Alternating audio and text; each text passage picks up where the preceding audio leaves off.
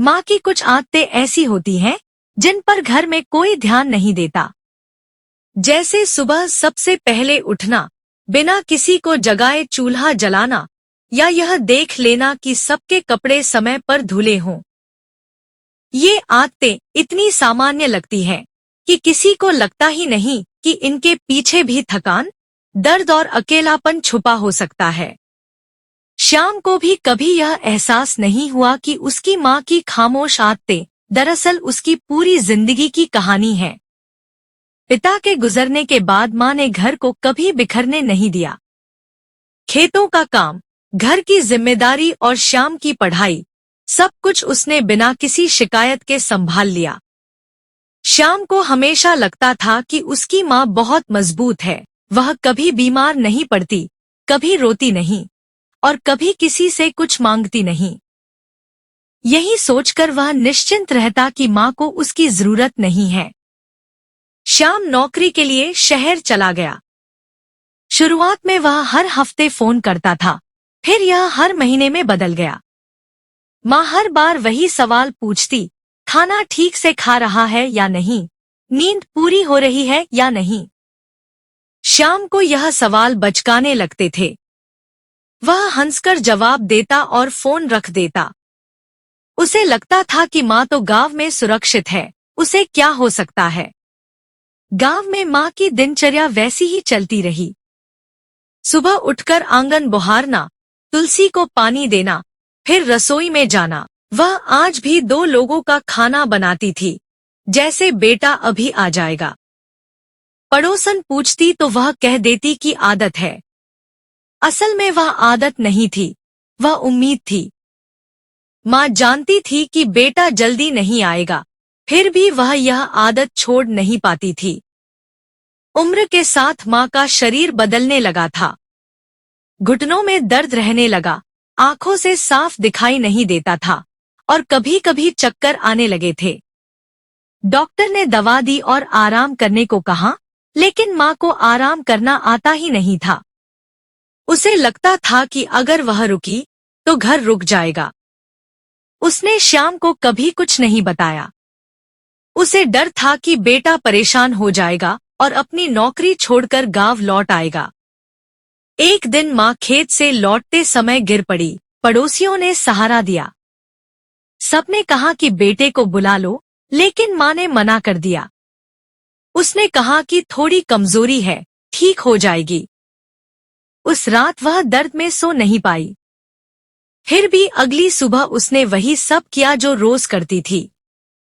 यही उसकी सबसे पुरानी आदत थी, दर्द को आदत की तरह निभा लेना। शाम को माँ की हालत का अंदाजा तब लगा जब वह अचानक गांव आया। उसने देखा कि माँ पहले जैसी नहीं रही। उसकी चाल धीमी हो गई थी और चेहरे पर थकान साफ दिखती थी। श्याम को अपराध बोध हुआ, लेकिन उसने कुछ कहा नहीं। उसे लगा कि अब वह आ ही गया है, सब ठीक हो जाएगा। कुछ ही दिनों बाद माँ की तबीयत फिर बिगड़ गई। इस बार हालत गंभीर थी। अस्पताल ले जाया गया। श्याम माँ के पास बैठा रहा। माँ ने उसका हाथ पकड़ा और बस इतना कहा कि वह खुश है कि बेटा आ गया। उसने कोई शिकायत नहीं की, कोई सवाल नहीं पूछा। उसकी आंखों में बस सुकून था। माँ चली गई, लेकिन उसकी आदतें घर में रह गईं।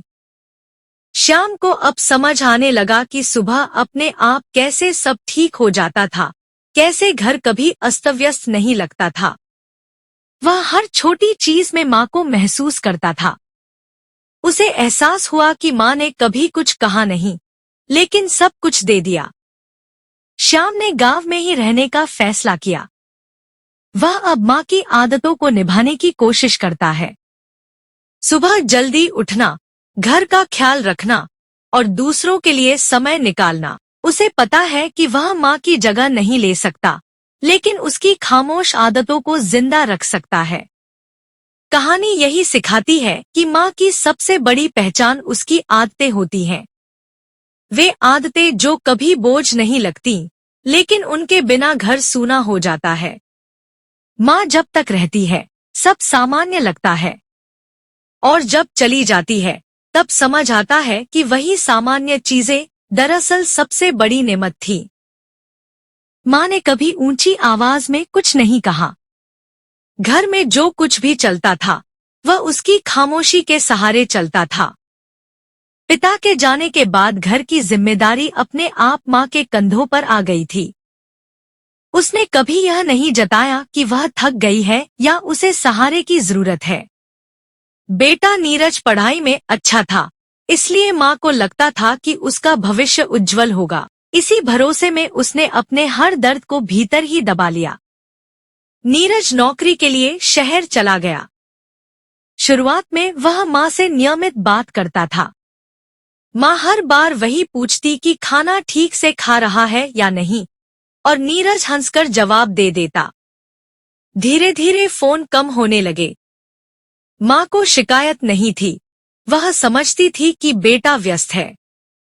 लेकिन उसके दिन अब और लंबे लगने लगे थे। वह सुबह उठकर घर के काम करती, फिर आंगन में बैठकर बेटे की पुरानी यादों में खो जाती। उम्र के साथ माँ की सेहत गिरने लगी थी। घुटनों में दर्द, कमजोरी और कभी कभी चक्कर आने लगे थे। गांव के डॉक्टर ने दवा दी, लेकिन माँ ने बेटे को कुछ नहीं बताया। उसे लगता था कि अगर नीरज को पता चला तो वह परेशान हो जाएगा। माँ नहीं चाहती थी कि बेटा उसकी वजह से अपनी जिंदगी रोके। एक दिन माँ खेत से लौटते समय गिर पड़ी। पड़ोसियों ने उसे उठाया और घर तक पहुंचाया। सबने कहा कि बेटे को बुला लो, लेकिन माँ ने मना कर दिया। उसने कहा कि यह तो उम्र का असर है। उसी रात वह दर्द में सो नहीं पाई, लेकिन सुबह फिर वही काम करने लगी।